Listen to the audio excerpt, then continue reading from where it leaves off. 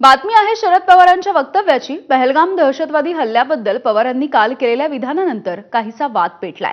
बैसरण खोऱ्यामधल्या हल्ल्यामध्ये धर्म विचारून केवळ हिंदूंना गोळ्या घातल्या याबद्दल आपल्याला माहित नाही, मात्र दहशतवाद्यांनी महिलांना सोडून दिलं असं दिसतंय, असं वक्तव्य पवारांनी केलं।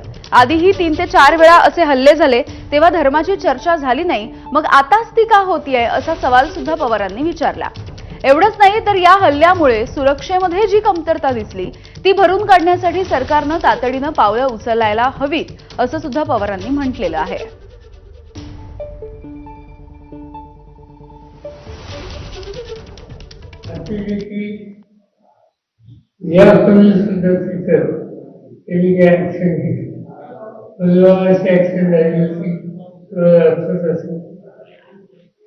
याच्या आधी 3-4 ठिकाणी अतिरेक्यांनी हल्ले केलेले तेव्हा धर्माची चर्चा झाली।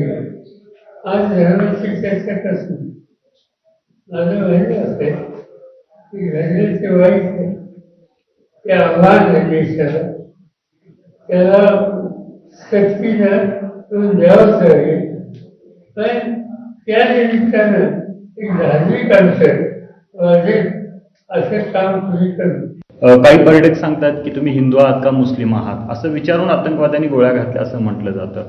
कुठल्या वेगळ्या दिशेने चाललंय हे सगळं? असं म्हणतात, मला माहिती नाही काय याच्यात सत्य।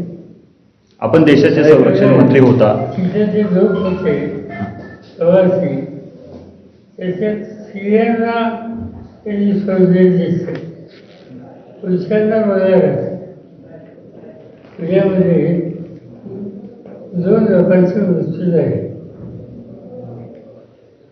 5 का 6 लोकांचे झाले, 2 लोकांचं घरी काल गेलो आणि घरी गेल्याच्या नंतर त्या घरात ज्या भगिनी असत्या त्या हजर असतात, तेव्हा सांगत होत्या की आम्हाला कुणाला तरी हात लावला नाही, आमच्या पुरुषांना प्रसार।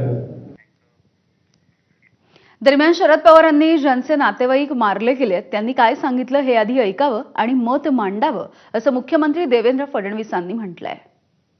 काश्मीरमध्ये जो गोळीबार झालेला आहे त्यामध्ये धर्म बघून गोळ्या मारण्याचं ते म्हणतात। शरद पवार साहेब काय म्हणाले हे मी ऐकलं नाही, पण ज्यांचे आप्तेष्ट मारले गेले, जे स्वतः त्या ठिकाणी होते, ते काय म्हणाले हे मी ऐकलेलं आहे।